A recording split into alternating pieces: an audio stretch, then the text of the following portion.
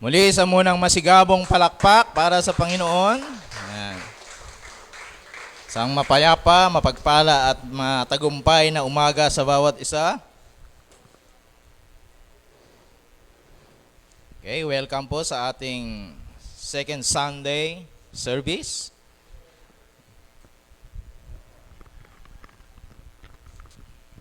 Okay, muli tayo muna ay tumayo. Samahan niyo muna ako. Manalangin tayo. Mamaya upo naman uli kayo eh. Ako nakatayo pa rin. Okay, yuko po tayong lahat. Tayo muna ay sama-samang manalangin sa Diyos. Okay, manalangin po tayo individually. Mapit po tayo sa Panginoon at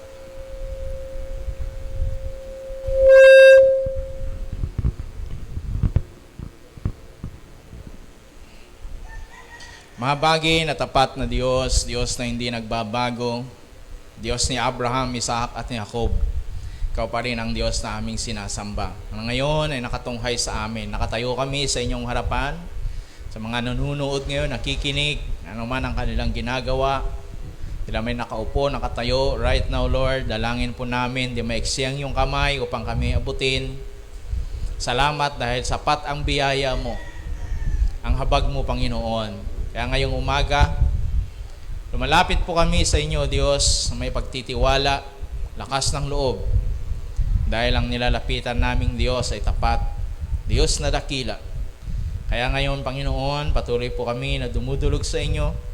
Lord, patuloy na katagpuin ang aming pangangailangan. Kayo ang higit na nakakaalam, nakababatid kung ano ang tunay na pangangailangan po namin at hindi ang gusto lang namin. Lord, alam po namin, O Diyos, na sa iyo walang mahirap. Patawarin niyo po kami. May mga pagkakataon, hindi man kami nakakalimot, ay nawawalan kami ng tiwala. But right now, Lord God, we confess, amin pong pinapahayag sa iyong harapan, Panginoon, ang aming lubos, taus-puso at ganap na pagtitiwala na sa umagang ito, sa araw na ito, Lord, makakanasan namin, makakatanggap po kami ng himala na nagmumula sa inyo. Kalayaan at kagalingan, kaligtasan, Panginoon. Lord, salamat banal na Espiritu, aming tagapagturo. Ngayon, sa mga sandaling ito, kayo po ang mangusap. Nais namin marinig ang tinig po ninyo. Kayo po ang mangusap. Walang ibang tinig maliban sa inyo, banal na Espiritu. Nais namin maging malinaw sa amin. Nais mong sabihin sa amin, individually, personally, Lord. Ayaw naming masayang ang oras na ito. Because, Panginoon, maging malinaw po sa amin. Kaya aming itinataboy at pinapaalis lahat ng distraction sa lugar na ito, sa bawat isa na nakikinig, nanunood, anumang distraction sa kanilang isip, sa kanilang puso, sa pangalan ni Jesus. Even the spirit of guiltiness, sa spirito ng pag-aalinlangan, lumayas ka sa pangalan ni Jesus. Salamat po, Panginoon, at tatanggapin namin, Lord, ang mga biyaya at pagpapala, kalakip ng himala sa buhay po namin. Sa iyo lahat ng kapurihan sa pangalan ni Jesus. Amen. Amen. Okay, pwede na tayong makaupo. Ayan. Nung nakaraan ay pinag-aralan po natin kung ang grace, faith, and good works. Sino nakakatanda nun? Maliban sa akin, siyempre. Wala? Oh. So, mahalaga yung mga bagay na yan. Kaya ngayong umaga ay isang bagay muli ang ating tatalakayin. Pero basahin muna natin ang salita ng Diyos. Yan. Sa aklat ng John chapter 1. Ang salita ng Diyos. Yan. Actually, contemporary na yan. Yan, nandyan na. Sabi niya, sa kasaganaan ng kanyang biyaya ay tumanggap tayong lahat ng sunod-sunod na pagpapala. Sunod-sunod. Ibinigay sa atin ng Diyos ang kautusan sa pamagitan ni Moises, ngunit ang biyaya at katotohanan ay mapapasa atin sa pamagitan ni Jesucristo. In Hebrews chapter 4 verse 16 naman, sabi niya, kaya't lumapit tayo ng may lakas ng loob sa trono ng biyaya upang tumanggap tayo ng awa at makatagpo ng biyaya na makakatulong sa panahon ng ating pangangailangan. So, natandaan po natin, sinabi natin noon na sabi ng Diyos, sapat ang biyaya niya sa atin. At dito, malinaw ang sinasabi niya na sa panahon ng pangangailangan natin, ang biyaya ng Diyos ay sapat. Ayan. Maalala nyo kahit si Apostol Pablo, sabi niya, mayroon siyang ipinanalangin. Di ba? 3 beses na alisin sa kanya ng Diyos. Pero sabi ng Diyos, hindi. Yan.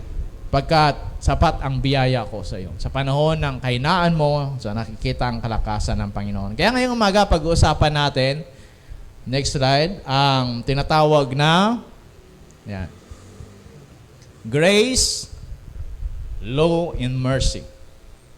Ano ba itong tatlo na to? Sabi ko nga sa inyo noon, pinag-aaralan natin yung biyaya, faith, and good works. Diba? Kaya ngayon naman, grace, law, and mercy. So, alam na natin, paulit-ulit na natin pinag-usapan yan, ng ibig sabihin ng grace, na ito yung unmerited favor. Diba? So, yan, tingnan muna natin, ang introduction natin. Sabi niya, grace, ang grace daw is when you get the good things we don't deserve. Kapag tinatanggap natin yung mga gagandang bagay na hindi karapat-dapat natanggapin, tulad ng kaligtasan, etc., ay sabi niya, yun yung biyaya. Okay? So, maintindihan natin. Ang batas naman o ang law, ang kautusan, sabi niya, is protection from bad things we receive. Kaya may batas, may kautusan, ito naman yung protection natin. Na sana mapapahamak tayo, pero yan, dahil may law, ito yung protection natin. Diba? Kaya nga sabi ng Panginoon kay Adan noon, sabi niya, huwag mong kakainin. Diba? Yun yung protection. So, pag nilabag mo yan, nawawala yung protection. Okay? Pag sabi nila, dangerous, 20,000 volts. Diba? Nakalagay na ganyan, don't touch. Diba? Sa mga poste, ba, iniipo pa rin. Wala. So, ganun. Ayan yung law. And then, mercy naman is spare us from bad things we deserve. Ang awa ay nagliligtas sa atin para maranasan, matanggap yung mga pangit na bagay na dapat nating matanggap. Yan yung mercy. Bunga ng maling ginawa natin, so tatanggap tayo ng hindi maganda, dahil hindi maganda yung nagawa natin, but there is mercy. Ayan. So, nai-spare muna tayo, minsan tayo, naliligtas tayo, naiiwas tayo. Diba? Dahil sa mercy. Yan ang ibig sabihin yan. Okay? So, nakuha nyo na yung pagkakaiba ng tatlo. Kaya nga, law, grace, law, and mercy. Kapag grace, yan yung tinatanggap mo kaya hindi ka karapat-dapat.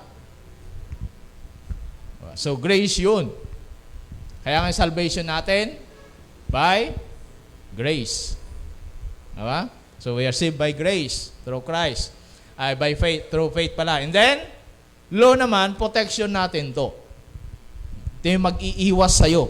Iiwas ka sa na ganyan, sabi niya, huwag kang pupunta dyan, huwag mong gawin yan. Diba? Gaya niyan. May, ano tawag doon? Traffic light. Diba? O yung may batas yan, batas trapiko. Pag nilabag mo yan, pwede kang mapahamak. Yan, protection yan. Yan yung nagagawa. And then mercy, ito naman, nagawa mo na. Dapat mamamatay ka na. Dapat magkakasakit ka na. But there is a mercy of God. So, pwede tayong iiwas, iligtas, o hindi natin maranasan yung bagay na yun na dapat nating maranasan. Kasi, lumabag tayo sa law. There? So, okay? Malinaw? Okay. Next slide.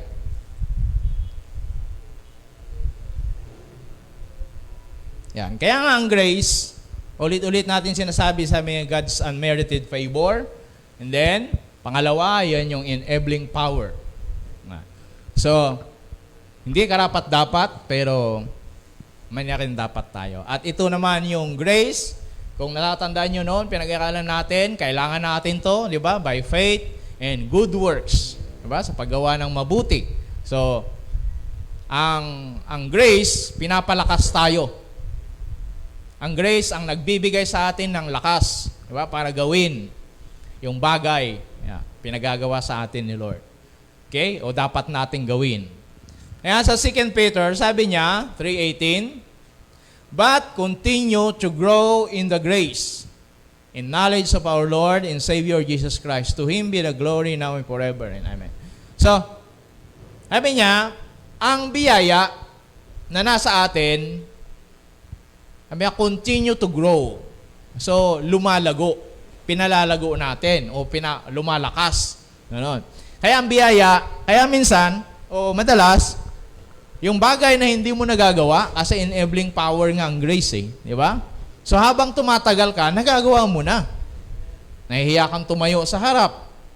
But by the grace of God, di ba? Lumalago yan, nagpapatuloy ka sa Panginoon, di ba? Nagpe-pray ka, and then darating ang panahon ba? Nakakatayo ka na. That's the grace. Di ba? Yan yung pag-grow. Yan yung sinasabi niya. Nag-grow, lumalago. Yung mga bagay na hindi mo nagagawa noon, pero dahil nagpapatuloy ka, ngayon, nagagawa mo na. So, yan yung grace. Kaya sabi niya, continue to grow. May mga bagay, yung mga nagawa mo na, part lang yun. May mga bagay ka pang magagawa. Kaya kailangan continue to grow. Sabi niya. So, that's grace. Kasi nga, ang grace, sabi natin, ulitin, enabling power. Ito yung nagbibigay sa atin ng lakas, kakayanan, para gawin. Diba? Yung calling mo, yung mission mo, yung gift mo, ano pa man yan. So, ang kailangan mag-grow. Parang faith din yan. Diba? Kailangan nag-grow siya. So, ang grace, ganun din. Kaya nawawala na yung hiya mo, diba? Nadidevelop na yung basag mong boses, nabubuo. Diba? Mga ganun. Diba? Share ka na ng gospel noon, kahit born again lang na tawag, nahihiya ka pa, o sabihin mong born again ka, o Christian ka, diba? So yung mga ganun, that's the grace.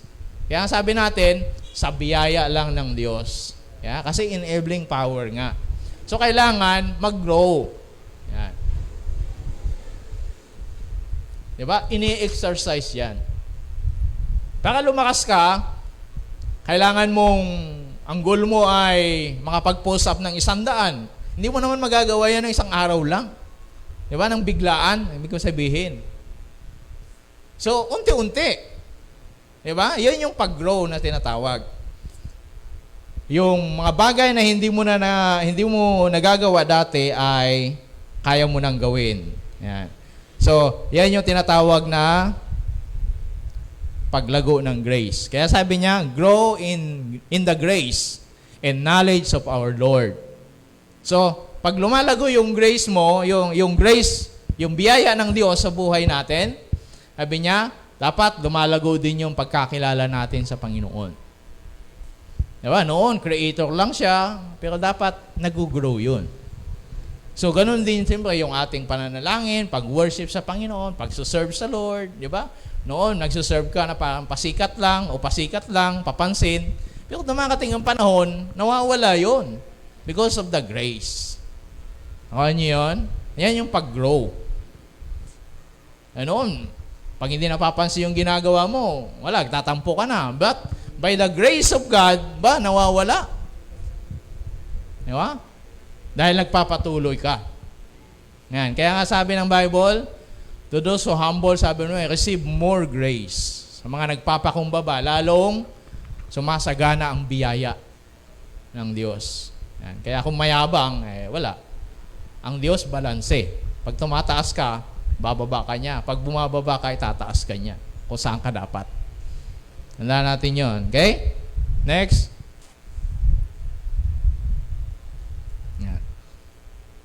Sabi niya, refuse to follow the devil. Stand strong in your faith. You know that your brothers and sisters all over the world having the same suffering that you have. Yan, binanggit kanina. Yes, you will suffer for a short time. But after that, God will make everything right. He will make you strong. He will support you and keep you from falling. He's the God who gives all grace. He chose you to share in His glory in Christ. The glory will continue forever. All grace. Ibig sabihin, lahat ng kailangan mo, na lakas, karunungan, kayang ibigay ng Diyos. Grace of faith, di ba? Grace of knowledge. So, lahat yan, kayang i-sustain, ipagkaloob ng Panginoon. Kaya nga, sabi niya, kailangan, kaya ito yung kinuha kong version, sabi niya, refuse to follow the devil. Stand strong. Sa ibang translation, sabi niya, guard. Magbantay ka. Ayan. Kaya dito, mas sabi niya, huwag mong sundin. Diba? So, yung iba, binabantayan lang. Pero kailangan niya, huwag mong sundin. Sabi niya. At maging malakas. Kailangan manindigan ka. Diba? Kasi ang diablo, parang bangaw yan, o langaw. Alam niyo ba yung bangaw? Sino nakakaalam nun? Hindi niyo alam? Yung iba? Yung mga mas bata, alam niyo yung bangaw? Punta kayo sa Pusali. Bakit may bangaw? Kasi, yan, dito walang bangaw. Bakit?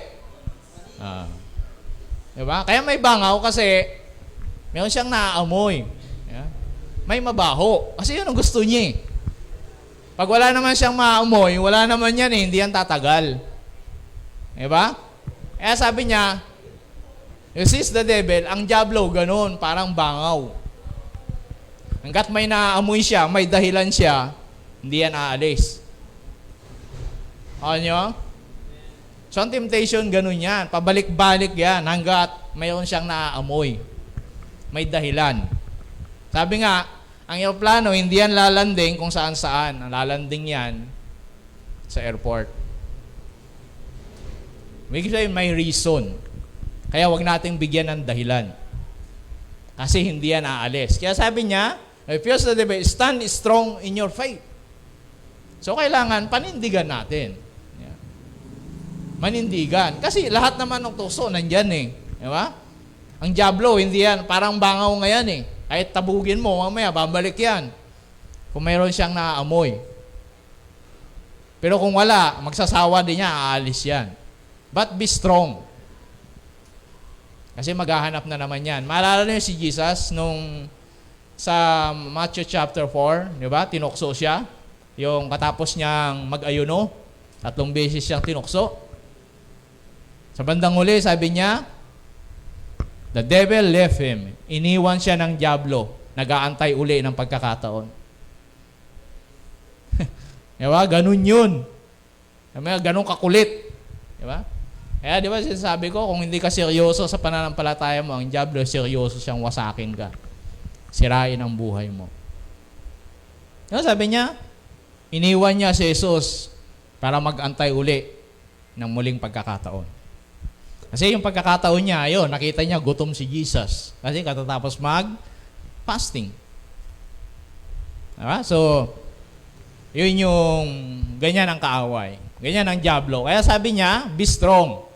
So, kahit na na-resist mo na siya, kahit kumbaga, iniwan mo na siya, huwag kang pakampante. Kaya nga, be strong. Di ba? Kasi minsan ganun tayo, bumababa yung guard ko natin, defense natin. Kaya nakakapasok siya uli. Kasi laging nag-aantay yan. Sa ibang translation, tingnan nyo, sabi niya, like a roaring lion. Parang liyong umaatungal. Parang leon lang siya. Hindi naman siya totoong leon. Sabi niya ba? Parang leon lang siya pero bungal. Pag kinagat ka, hindi ka naman masasaktan. Pero makikiliti ka.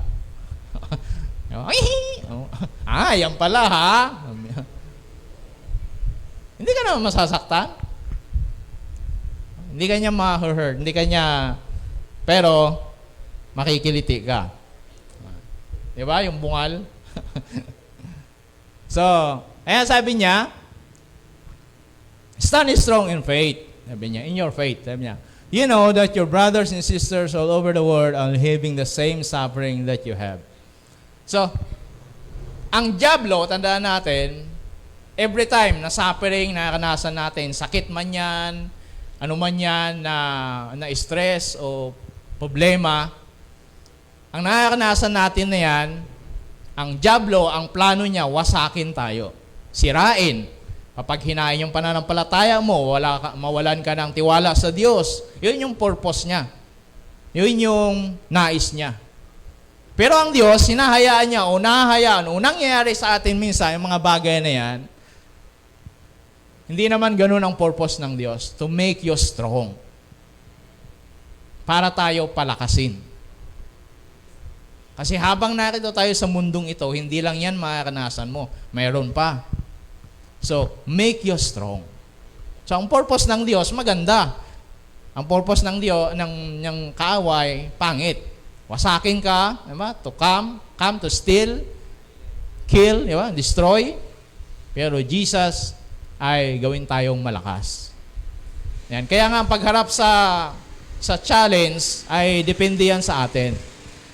Kung yan, magiging kalakasan mo o magiging daan para lalo kang lumakas o magiging daan para lalo kang lumayo sa Diyos.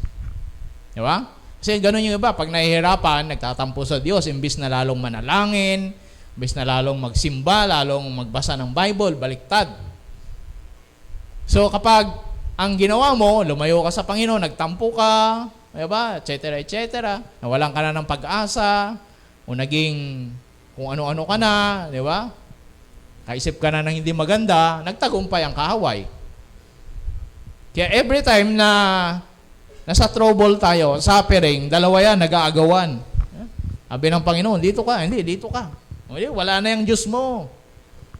Bakit kung mabuti ang Diyos mo, ganito yan. Bakit ganyan ka? Bakit ganitong nakakanasan mo? Diba? Yun yung mga dikta sa atin. Kaya nga sabi ng Panginoon, sabi niya rito sa salita niya, huwag mong kalimutan yung mga naranasan mo o naranasan mo ngayon, naranasan din ng iba o naranasan pa ng iba. Mas malala pa nga yung iba. Kasi ang gusto ng diablo, every time na mayroon tayong problema, ang gusto niya yung isipin mo na ikaw lang. Parang personal mo, di ba? Parang ano ba naman yan? Ako na lang. Di ba? O kaya sabihin natin, ano ba yan?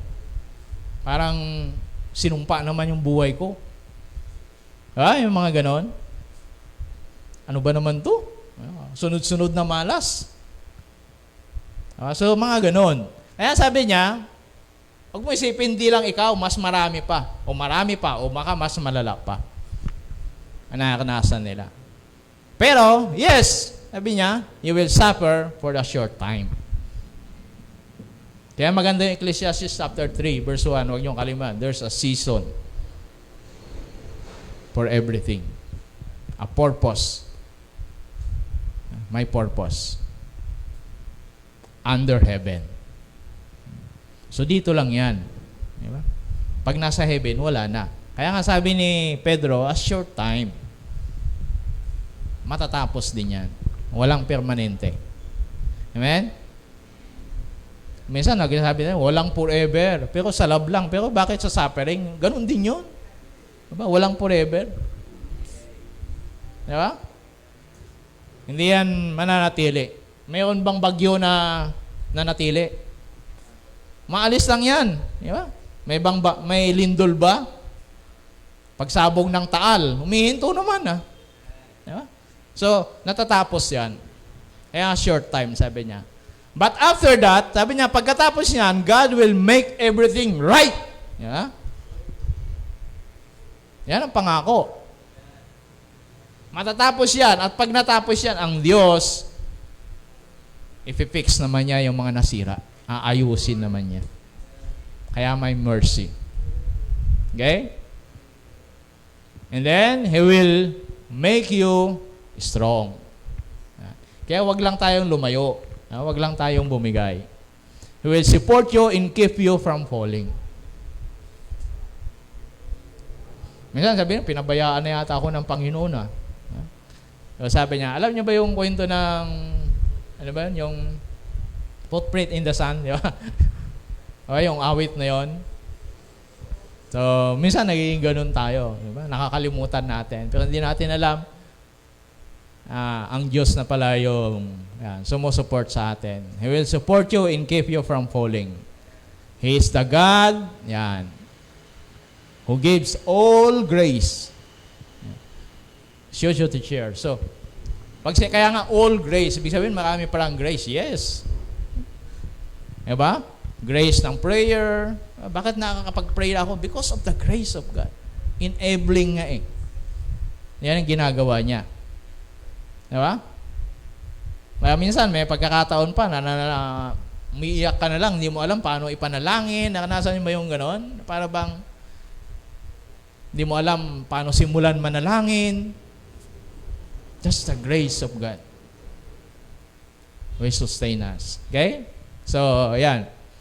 So, keep on growing in the grace. Next. Ito naman, nakakatakot. Di ba? Maraming, yung iba, takot. Kasi, kung titignan mo sa negatibong aspeto, nakakatakot talaga. Di ba? At, yung iba naman, ito yung nagiging barometer nila, sukatan.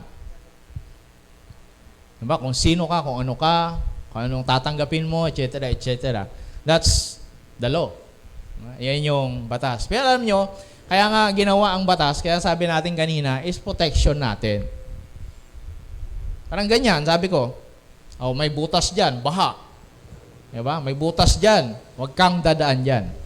Yun yung batas ko. Yun ba yung sinabi ko? Protection nga eh. Hindi ka naniwala, dumaan ka pa rin. Hindi ka naman, porket hindi ka naniniwala, yung manhole doon, masasarhan eh. Diba? Butas pa rin yun. Kaya dumaan ka, nahulog ka. Hindi ka naniwala sa akin. Sabi ko, huwag kang dadaan. Diba? That's law. Yan yung batas. Kaya nga, binawa yan, hindi para tayo saktan. Hindi para pagkaitan ng kaligayahan. Di ba? Hindi yun ang purpose. Para tayo pagkaitan ng Diyos ng ating kaligayahan. Hindi yun ang dahilan. Kundi para tayo iiwas at proteksyonan. Kaya nga sabi ng Panginoon, huwag mong kakainin yung kahoy na nagbibigay ng kaalaman ng mabuti at masama. Kasi, pag kinain mo yon, ano sabi niya? Mamamatay ka. Hindi niya sinabi, papatayin kita. Sabi niya, mamamatay ka. So, meaning, andun yung puno ng kahoy, so kahit hindi sabihin yun ng Diyos, na pag kinain mo yun, mamamatay ka, pwede nilang makain yun, kasi nandun yun eh. Kuha niyo yun? So, kaya sinabi niya, huwag mo nang kakainin yun, huwag mo pakikialaman yun. Kasi pag kinain mo, mamamatay ka. Ngayon, pag hindi sinabi yun ng Diyos, nakain niya, ganun pa rin yun. Mamamatay siya. Kuha nyo? Diba? Kaya sabi niya, huwag kang tatalong sa ilog na yan, may buhaya dyan. So kaya hindi ko sabihin, dahil may buhaya dyan, kakainin ka ng buhaya. Pag tumalon ka dyan. Diba? Kaya sabi ko, huwag kang tatalon. That's protection. Kaya sabi, huwag mong kakainin yan. Hindi ibig sabihin, diba? Sabi ko nga kanina, ay killjoy ang Diyos. Diba? So, yan. Kahit nga ako, nung na-diagnose ako na may diabetic, parang medyo nagkuhan ako, sabi ko, ibig sabihin, hindi ko na makakain yung mga ibang dating kinakain ko. Diba? Pero hindi kasi ako nag-ingat. Kaya ngayon, hindi ko nasunod yung tamang batas ng nutrisyon. So yung katawan ko ngayon ang bumigay. Yung katawan ko ngayon ang nagbabala. Na dapat, hindi na yun mangyayari dahil meron na. Diba? Inaalam na. O kahit hindi mo yan alamin, ganun pa rin yan. Mag-high blood ka pa rin, magja-diabetic ka pa rin. Diba? Pag kinain mo yan, o ganito, ganyan. So, ganun din yun. Automatic yun. Hindi naman punta ka sa doktor, tuturukan ka ng diabetic ko, ano. Diba? Talaga magkaka-diabetic ka. O ma-high blood ka, o makakanser ka. Diba? So, yun yung law. Kaya sabi niya, ni Jesus mismo, sabi niya, don't think that I have come to abolish the law of the prophets. I have not come to abolish them, but to fulfill them. Kaya nga, di ba, sabi natin noon, yung isang sign ng false prophet o false teaching, di ba, yung huwag mong gagawin to, huwag mong gagawin yan, huwag mong gagawin yan, di ba, kailangan mahaba ang buhok, kailangan nakapalda, kailangan punta kayo, nakaputi. Diba? Yung mga yan. Kaya yung iba, mas masisipag sila na gawin ito. Kasi doon nila binabase para sila maging katanggap-tanggap sa Diyos. Pero hindi yun ang basihan. Ang law, ang trabaho niyan, hindi para tayo ilayo sa Diyos o pahirapan ng Diyos, kundi ingatan at iiwas sa kahirapan ng Diyos. Na dapat, kaya nga sabi natin kanina, di ba, na ito yung protection natin sa mga bad things na dapat ay maranasan natin. Kaya gumawa ang batas ng Diyos. Kaya in 10 Commandments, di ba, may sinabi siya doon, para hindi tayo mag-suffer. You can imagine, sabi doon, hanggang 4th and 3rd diba, generation. Yung anak ko, yung anak ng anak ko, yung anak ng anak ko pa, and then yung anak pa ng anak ko, apo ng apo ko. Ang lahat, diba? Ganun.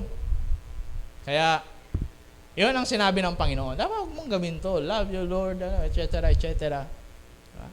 In Exodus chapter 20, kung gusto niyong basahin. At dahil doon, alam natin na ang batas ay walang makakatupad. Diba? Kaya sabi niya, Romans, do we destroy the law by following the way of faith? Not at all. In fact, faith causes us to be what the law actually wants. Yan. So, kasi, diba tayo, by faith tayo, ba? By grace. So, wala nang law. Ano ang kuha natin? Kaya sabi ni Pablo, hindi. Dahil ba by grace na tayo o by faith na tayo, ay wala na rin yung batas? Diba? Hindi. Ang batas, ang faith pa nga, ang magtutulak sa atin para gawin yung batas. Kasi naniniwala ka. Diba? Mapapahamak ka. So, huwag mong gagawin yan because of faith. Hindi mo gagawin yon para tanggapin ka sa langit. Gagawin mo yon kasi naniniwala ka. Nagmamahal sa iyo ang Diyos o mahal tayo ng Panginoon. Sino ba naman nagmamahal o gusto yung mapahamak yung kanyang minamahal? Kayo. Maliban nga kung niloko ka. Lalasunin mo. Pero pag mahal mo siya, hindi mo gaganunin. Tama? Pero bakit mo siya nilalason ngayon? Kasi nawala na yung pagmamahal mo. Di ba? Pero nung panahon na mahal mo siya, kahit buhay mo, kung babarilin sana, talagang isasangga mo yung katawan mo.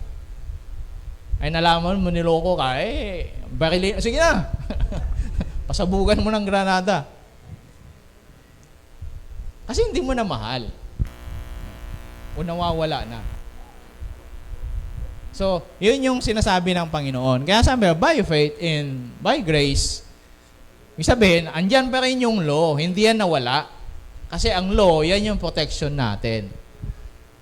Diba? Pero hindi yan ang basihan. Okay? Next.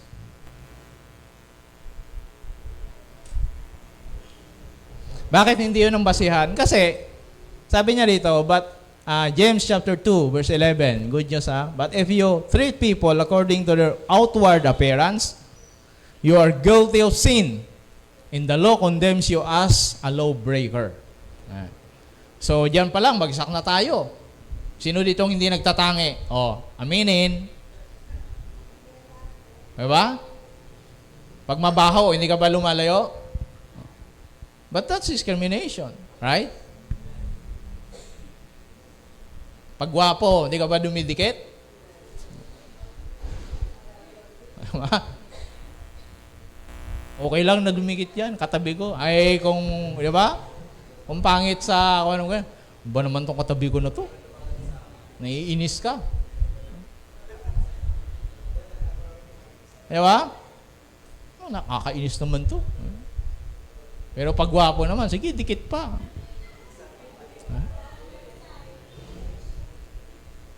Pero, ganun ang law. Kaya sabi niya, you're a lawbreaker. Whoever breaks the one commandment is guilty of breaking them all. For the same one who said, do not commit adultery, also say, do not commit murder. But if you do not commit adultery, you have become a lawbreaker. When you commit, pag pumatay ka, lawbreaker ka pa rin. Kaya, yan ang dahilan bakit kailangang magkatawang tao ang Panginoong Hesus. Amen? Kaya kailangan natin yung grace. Kaya supreme pa rin. Kaya nga, hindi pa rin nawawala yung grace. Grace, faith, in good works. Supreme pa rin ang grace. Ngayon dito, supreme pa rin ang grace. Kasi lahat mawawala ng saysay kung walang biyaya. Kahit ikaw na pinakamabait, pero hindi mo pa rin masusunod lahat. Diyan pa lang, bagsak na. Pagdating sa discrimination. Tama? Lawbreaker ka na. Ay lalo na yung sabi ni Jesus. Para maging murderer ka, para masabihing mga matay tao ka, noon, Old Testament, kailangan, literally patayin mo yung tao. Talagang papatayin mo siya. Pero nung lumating si Jesus, revolusyon. Grabe. Pag tumingin ka ng may galit, para mo na siyang pinatay. Kaya kung may mga lumalabas na missile kaya sa mata natin, pag tumingin tayo ng masama, ilan na kayang napatay natin? Diba? Parang ganun yun. Hindi mo kayang suntukin. Siyempre, titignan mo ng masama. Para lumabas yung missile, pshung! Diba? Binagsak ka na naman teacher mo. Nakita mo, pshung! Patay. Ilan na kaya? Palagay nyo, kaya nyo pa bang bilangin sa mga daliri?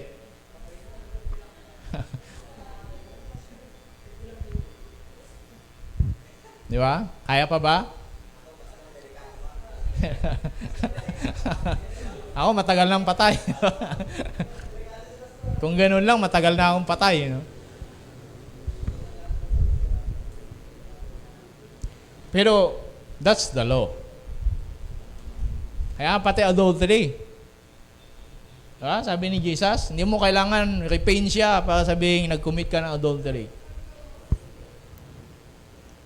So, tinaasan ni Jesus. So, lalong bagsak. Hindi tayo makakasunod hindi tayo magiging katanggap-tanggap sa Panginoon. But, thank God for the grace. Amen? Salamat sa biyaya. It's only by the grace. Kaya nga sabi niya sa Ephesians, di ba? By the grace. Bakit? Para hindi tayo mayabang, magmalaki. Kaya ang isang sign ng cult, kapag laging pinagmamalaki, yung simbahan nila, yung leader nila, lagi yan, bukang bibig. Alam mo, yung simbahan namin. Yeah. Ibig sabihin, nabubuhay sila sa batas.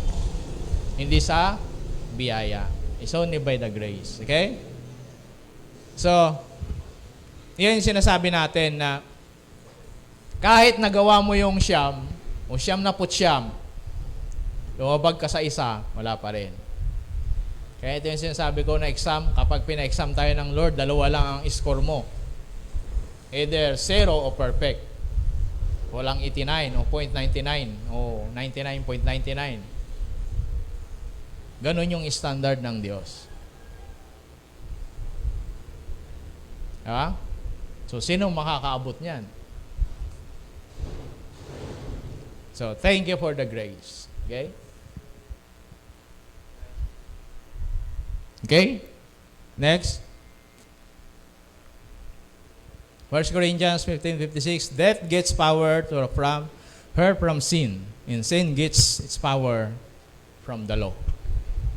Yun yung batas. Kaya nga ang Panginoong Hesus, nung pumunta siya rito, sabi niya, hindi para i-abulis, kundi para ganapin. So, kaya nga siya yung daan at katotohanan, kasi siya lang yung nakaganap doon sa batas na yon para sa'yo. Ginanap niya yon, tinupad niya yon, fulfill it, para sa akin at para sa'yo. Kasi ikaw, ako, hindi natin kayang gawin. O hindi natin masusunod lahat. Hindi natin maabot yung standard. Kaya nga sabi, in Romans, lahat ay nagkasala, hindi nakaabot sa pamantayan, sa standard ng Panginoon. Kaya si Jesus, napunta siya rito, kaya nagkasala, ay natukso, pero hindi nagkasala. Kaya, yan ang dahilan kung bakit kailangan na siya ang tamang daan o siya lang ang daan, ang katotohanan at ang buhay. Yan. Kasi, kaya sabi na, death gets to hurt from sin. Sa kasalanan. At yung kasalanan naman, kaya may kapangyarihan dahil sa batas. Kaya pag sinuway mo yung batas, transgression of the law is sin. Yun ang ibig sabihin ng ang meaning ng kasalanan. Pag sumuway ka sa batas, kasalanan yun. That's sin. At yung kasalanan, yun yung kapangyarihan ng kamatayan. Kaya ang kabayaran ng kasalanan ay kamatayan. Kung walang kasalanan, walang kamatayan. Kaya sa Eden noon, hindi sila mamamatay. Tayo, immortal naman talaga tayo. Ang design sa atin ng Panginoon ay immortal body. Kaya nga, nilikha tayo sa wangis ng Diyos. Kaya nga hindi tayo dapat nagkakasakit. Hindi tayo dapat, but because of sin, dahil sa kasalanan, nagkaroon ngayon ng kapangyarihan yung kamatayan. Kaya sabi niya, di ba, sa Bible, death, where is your sting? Nawalan ng bisa, nawalan ng kapangyarihan ang kamatayan. Dahil sa kamatayan ni Jesus. Dapat maintindihan nating mabuti yan. Kaya namatay si Jesus. Amen? To fulfill, para matupad, maganap yung kabuuan ng batas at mawalan ng kapangyarihan ang kasalanan. Dahil ang kapangyarihan ng kasalanan ay kamatayan. O ang kapangyarihan ng kamatayan ay kasalanan. Para mapawalang sala tayo. Okay? Dahil kay Jesus. Wala nang iba. Yan ang dahilan. Kaya sabi niya, but we know that no one is made right with God by following the law. It is trusting in Jesus Christ that makes a person right with God. So yung pagtitiwala, pananampalataya kay Jesus.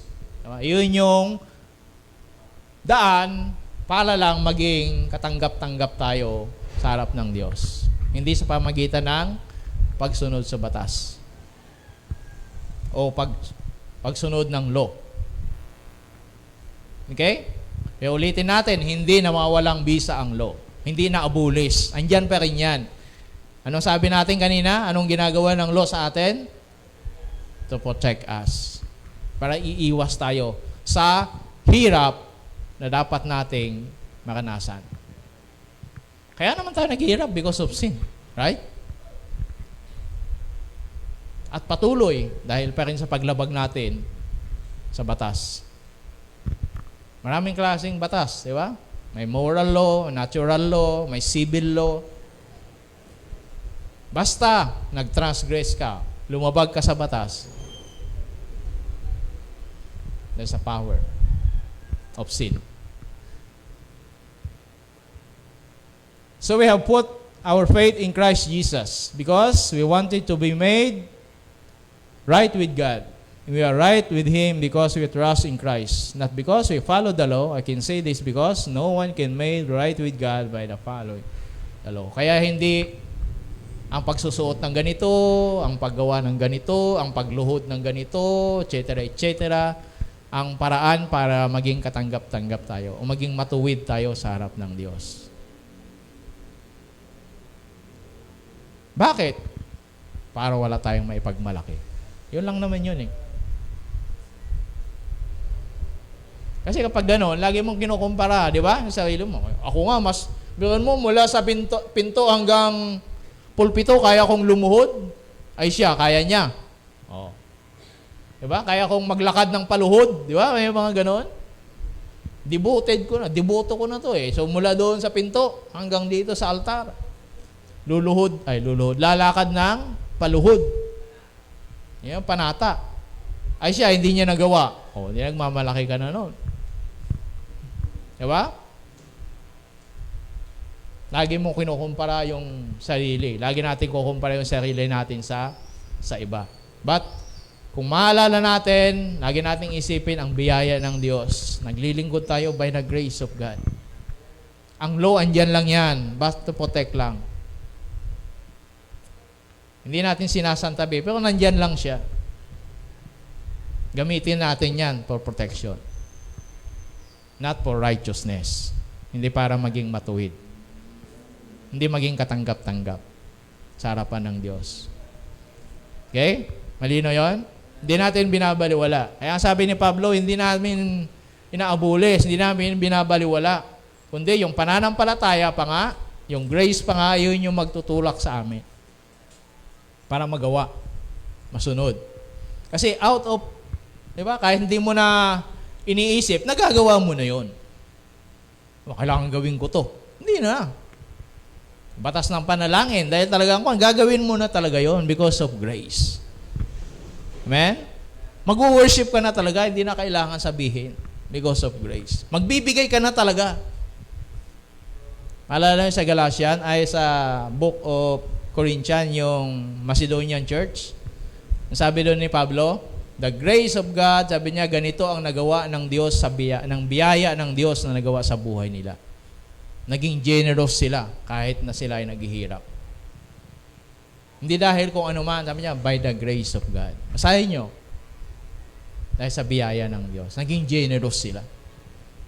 Kaya yung grace ng Diyos, nagpapa-generous sa atin. Hindi tayo mahirapang magbigay, mag-ikapo. Diba? Because of the grace. Not because I am generous, but by the grace. Amen? Bagaman, mayroon talagang mga gift of generosity sa Bible. Meron yan. Talagang gift siya. Kaya pinagpala talaga siya. So, kaya mapagbigay. Pero, ang pagbibigay para sa lahat yan. Okay? So, okay, maging malinaw sa atin ang law. Ang law, hindi natin binabaliwala, pero hindi yun ang paraan para tayo maging katanggap-tanggap sa langit o sa harapan ng Diyos. Okay? Nandyan lang siya, gamitin natin yan for protection. Ganun lang yun. Kaya nga inaalam natin eh. Kaya nga, di ba, ito? Ano sabi ng Panginoon? Huwag mong kaligtaang basahin ang aklat ng kautusan. It is the law. Di ba? Ay, hindi pala. Yung Bible. That's the law, written law. Ay, inaalam natin. Ayan, thank you. Kaya inaalam natin to, pinapag-aralan natin, pinag-uusapan natin, mini-meditate natin, di ba? Para alam natin. Why? To protect us. Pero hindi yung pagbabasa ng Bible ang paraan para maging katanggap-tanggap. Ayun, nagbasa ako ng Bible kanina, ha? Eh, yung iba nga, walking Bible pa eh. Oh, di ba? Mas magaling pa nga sa'yo. Evangelize mo, tingnan mo, mas magaling pa sa'yo. Das dami pang Bible verse na alam. Memorize. John 3:16 lang memorize ko. Siya. Buong libro ng Matthew.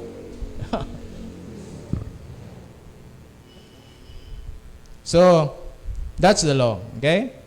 Next. Ano naman yung mercy, sinasabi natin? Spare us from bad things we deserve. Ayan. Thank you for the mercy. Ito yung pinagkaiba.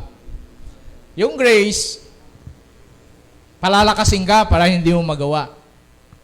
Yung law, iiwas ka doon sa dapat mong gawin na hindi tama. Now, nagawa mo na. Ito yung operation naman ng mercy. Kasi we are not perfect eh. Right? Kaya minsan sumasablay talaga, hindi lang minsan, madalas pa. Diba? Pag sumablay ka, yan yung mercy. Yan yung gagawin niya. Yan yung operasyon naman niya. Kaya wag tayong mag-atubing lumapit, sabi niya, sa trono ng biyaya. Diba? Yung ginamit doon na word na atubili. Diba? May sabihin niyan, kahit hindi ka karapat-dapat, come to the throne of grace. Yung ibig sabihin nun. Kasi nga, undeserved. We receive the good things we do not deserve. Kaya yung sinabi niya doon, come boldly before the throne of grace. Lumapit tayo, huwag kayong matubili. Ibig sabihin nun, kahit ano ka, sino ka, ikaw ng pinakamaruming tao, come to the throne of grace. And you receive mercy. Tatanggapin mong biyaya. Yun lang kondisyon. Amen? Bumagsak na eh. Wala, hindi nakapasa.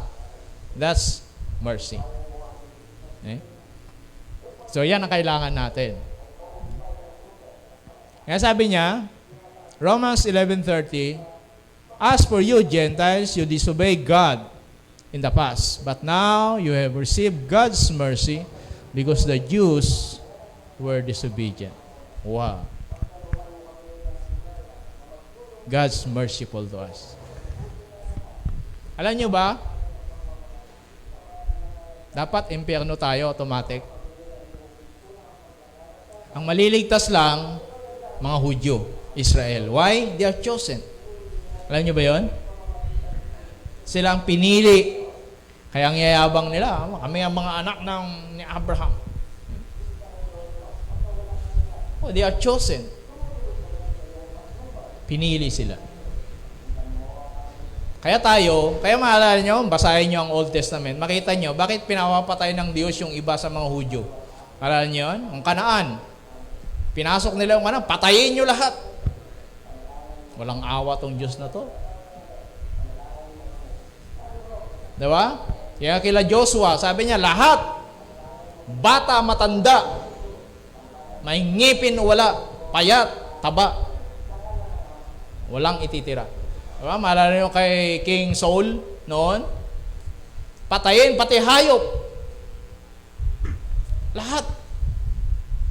Pangit, maganda na babae, gwapo at pangit na lalaki, lahat patayin. Sabi niya, lahat. Walang ititira. Massacre talaga. Yan yung Diyos noon.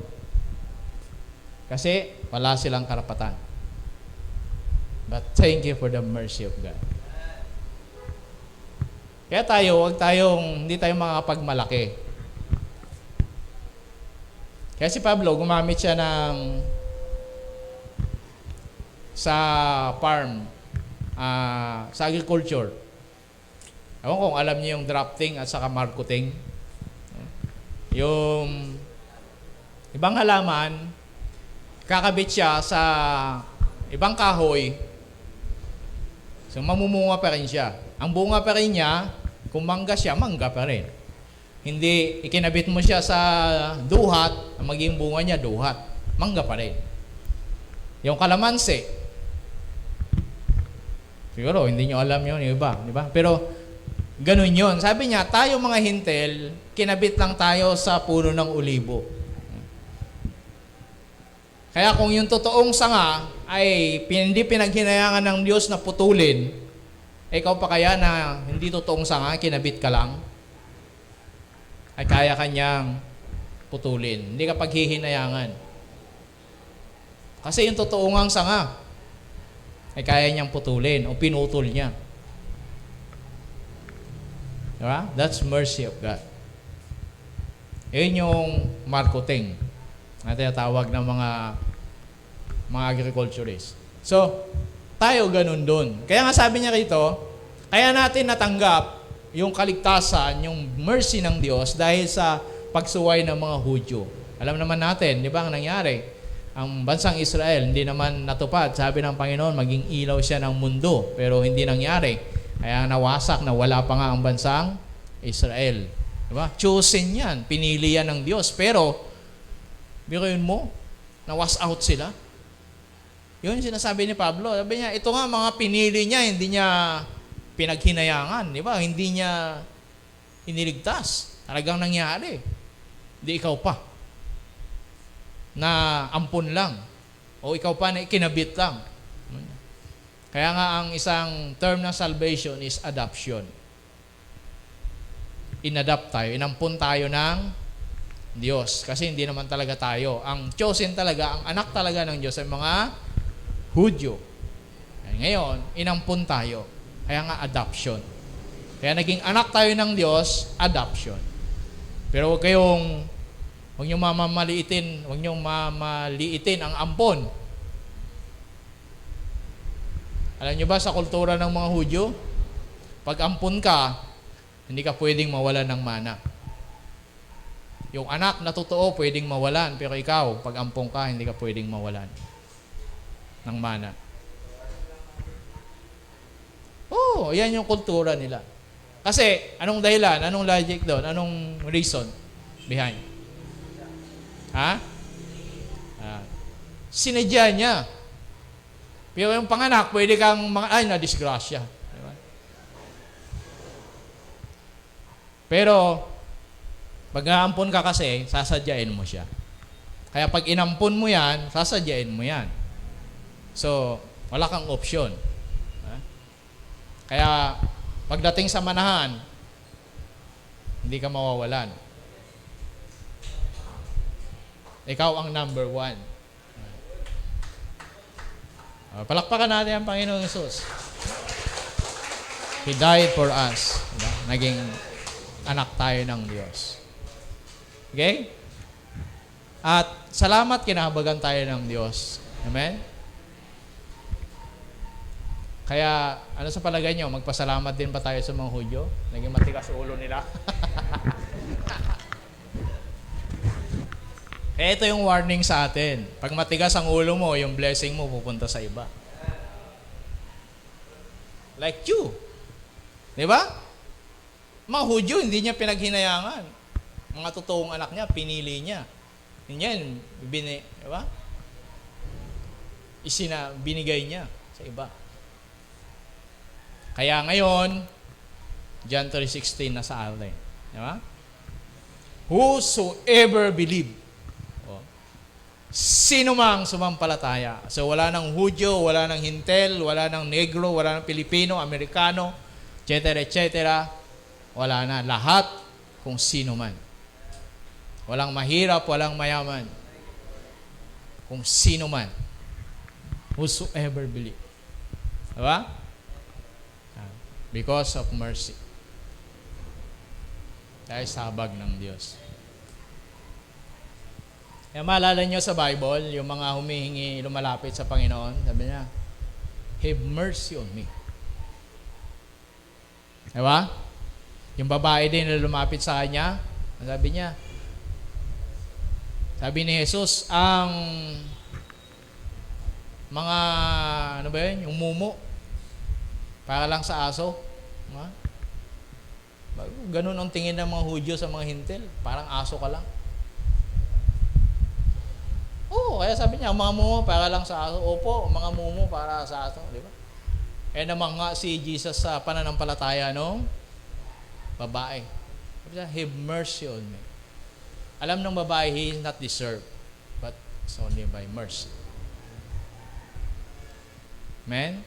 Eh, pati yung bulag. Naalala niyo yun? Si Bartimeo ba yun? Sabi niya, Son of David, have mercy on me. Jesus, Son of David, have mercy on me.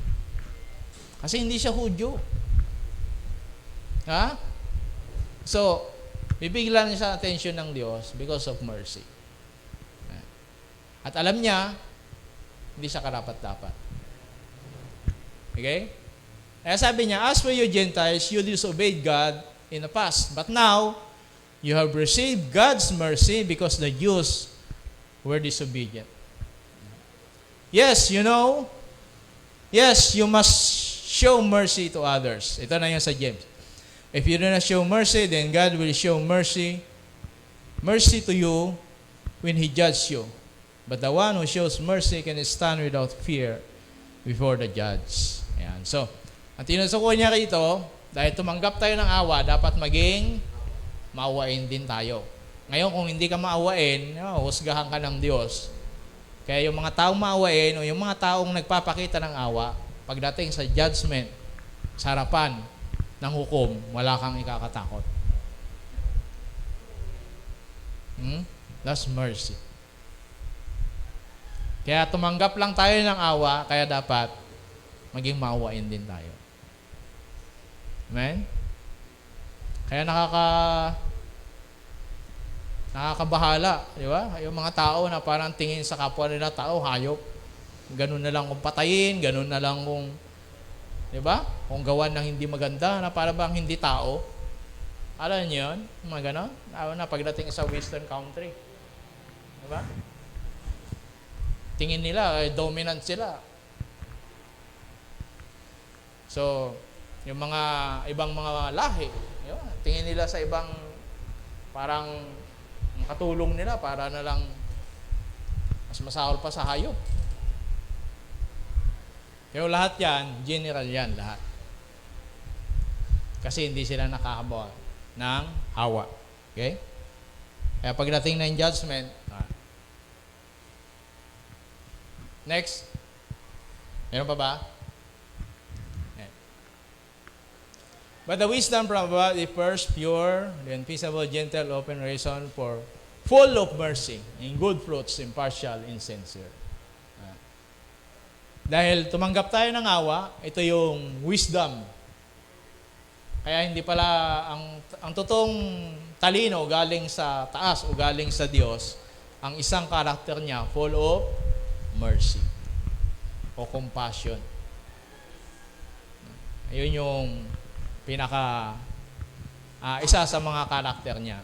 Ang isa sabi niya, malinis, mapayapa, maamo, open to reason. Kaya kung makitid ang utak mo, lack of wisdom. Kasi ang wisdom from above, open to reason. Ibig sabihin, maluwang yung pangunawa mo. Bukas, diba? Hindi sarado, hindi makitid. Diba? Kung minsan, makitid naman ang utak nito. Then, full of mercy. Good fruits. Yan. Impartial and sincere. That's reason. Bakit na sinasabi ito? Kasi ito yung bunga ng mercy ng Diyos sa buhay natin. Kaya pag tinanggap mo to, magmamanifest siya. Kasi yan yung character ng mercy. Kaya sa Jude, sabi niya, keep yourself safe in God's love as you wait for the Lord Jesus Christ in His mercy to give you eternal life. His mercy. At dahil dyan, help to those who have doubts. Sabi niya, rescue those who are living in danger of hell. Fire. There are other, you should treat them mercy, but be very careful that we have filthy lips don't rub off on you. So mag-ingat din kayo. Kaya ito yung sinasabi natin. Na matanggap natin yung habag, maawa din tayo sa kanila. Di ba? May compassion tayo sa kanila. May pag-ibig tayo. Agawin natin sila sa apoy ng impyerno. Pero sabi ni Jude, mag-ingat ka. Baka ikaw ang mahila sa impyerno. Kaya tama yung sabi natin, di ba? Pag meron tayong dinidisciple, meron kayong nilalapit sa Panginoon na kaluluwa, etc., o ano man yan, dapat lagyan mo talaga ng time frame naman. May tamang panahon lang. Hindi habang buhay. Diba? Siya na lang. We pray for them. Diba? Pero yung mga effort, mga kuha na ginagawa natin, bigyan natin din ng, kasi baka mamaya, sobrang, diba? Ikaw naman yung mahila. Ikaw naman yung mapahamak. Ikaw naman yung malinlang. Di ba? Kaya maging wise din tayo. Maging matalino. Okay? Kaya sabi niya, there are others you should treat with mercy, but very careful, sabi niya, that their filthy lives don't rub off on you. Yung hindi magandang pamumuhay nila. Di ba? Dahil sa sobrang gusto mong madala sa Panginoon, kailangan uminom ka na rin, kailangan ka na rin. Di ba? Kasi ganun siya eh. So mag-ingat. Pero maging maawain tayo sa Kanya. Bakit? Kasi natanggap natin yun. We're compassionate. Ha? Hindi sila nakakatawa, nakakaawa. Hindi sila nakakapikon, nakakaawa. Di ba? Kasi kung minsan, naiinis tayo, napipikon, di ba? O yan na naman si burn again. Yan na naman si, di ba? Nakarayo gano'n, parang binubuli kayo. Kapag di kayo napipikon sa kanila, naaawa kayo. Naaawa tayo sa kanila. Amen? Kasi natanggap din tayo ng awa. Ngayon pa ba?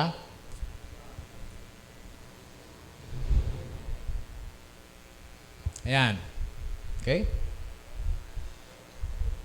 Sabi niya, praise be to God, the Father of our Lord Jesus Christ. God is great mercy, and because of His mercy, He gave us new life. This new life brings us a living hope through Jesus Christ's resurrection from death. Now we wait to receive the blessings God has for His children. These blessings are kept for you in heaven. They cannot be ruined or be destroyed or lose their beauty. Kaya huwag kayong magmadali. Kasi yung blessing na yan na nasa atin, hindi yan masisira. Hindi yan masisira yung ganda. Hindi yan kukupas. Because of mercy. Dahil sa habag ng Diyos sa atin. Nagkaroon tayo ng isang dakila at buhay na pag-asa. Salamat sa Panginoon. Thank you for His mercy. Kaya His mercy endures forever. Mercy give you second, third, and fourth chance. That's mercy of God. Kasi kung wala yan, wala na. Dahil sa habag. Wala nang second chance kung walang mercy. Amen? Hindi ka na makakalapit sa Diyos pag nagkasala ka kung walang habag ang Diyos. Pero wag nating abusuhin yung mercy na yan. Because there's a law pa rin. Yan yung protection natin. Amen? In the grace of God is sufficient. Sapat para sa atin. Kaya wala tayong maidadahilan. Hindi ko na kaya yan eh. Hindi ko napupol tayo, but hindi yan habang panahon. Kaya make it grow, sabi niya. Dapat lumago. Diba? Yung biyaya ng Diyos sa atin. Yung grace ng Diyos. Nagbibigay sa atin ng lakas para gawin. Yan, yung mga bagay na ito. So, salamat sa habag, salamat sa biyaya, at salamat sa batas ng Diyos na nagbigay sa atin. Ay sa mandaling yumuko, tayo manalangin. Panginoon, thank you so much, Lord, dahil patuloy ka nagmamalasakit sa amin. Salamat po sa patuloy na biyaya mo sapat sa amin. Salamat din po sa mga panuntunan mo na siya nagbibigay sa amin ng direksyon at nag-iiwas sa amin sa mga kapahamakan, sa impyernong buhay ng mundong ito. Salamat din po, Panginoon, sa mercy mo dahil sa habag mo sa amin, O Diyos. Lord, binibigyan mo kami ng maraming pagkakataon.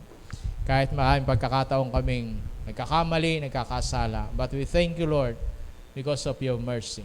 Salamat po, Panginoon. At ikaw ang patuloy namin pinagkakatiwalaan sa pangalan ni Jesus.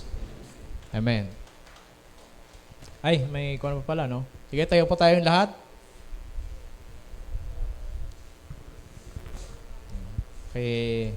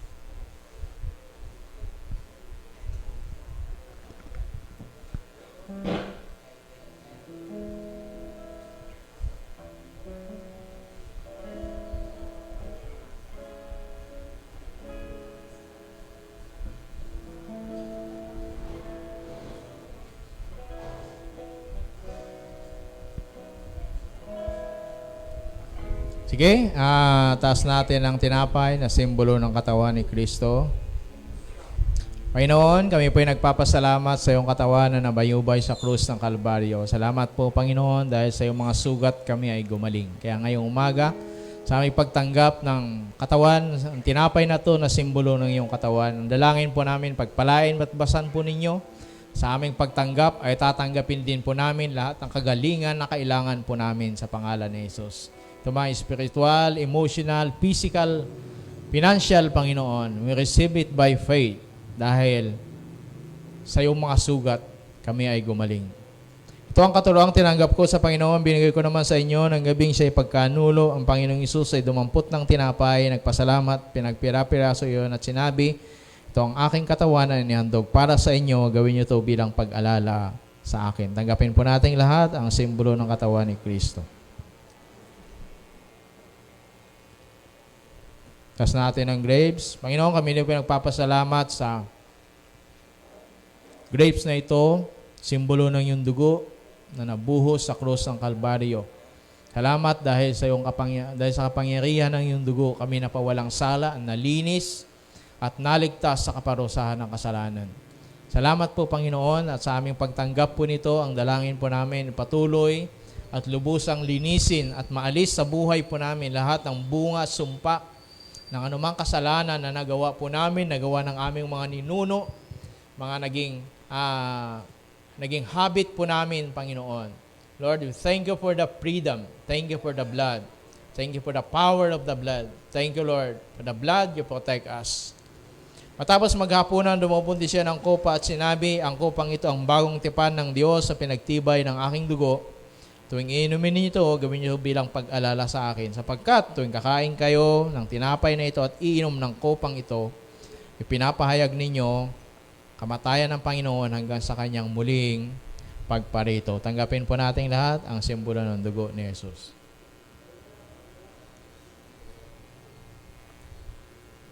Okay, magpasalamat tayo patuloy sa Panginoon. Lord, salamat po, Diyos. Thank you, Jesus. Thank you for the healing. Lord, thank you for the blessing. Thank you for forgiveness, for salvation. Thank you for your blood. Salamat po, Panginoon. Receive by faith. Sige, pagpasalamat mo sa Panginoon kung ano yung problema mo, ano yung karamdaman mo, sabihin mo, thank you for healing. Healing for high blood, diabetic. Thank you for the healing, Lord God. Ano mang sakit, thank you for the healing of cancer. Thank you, Jesus. I receive it by faith. Sabihin mo sa Panginoon. Thank you, Jesus. Thank you, Lord. Thank you for your anointing, Holy Spirit. Your anointing will break the yoke of the devil. Ano mang nagpapabigat sa mga anak mo, Panginoon, kapangyarihan ng banal na Espiritu, lahat ng ito ay mawawasak at mawawala ng kabuluhan. Salamat po, Diyos. Salamat sa iyo lahat ng kapurihan sa pangalan ni Jesus. Amen. Amen. Okay, God bless you more. Thank you.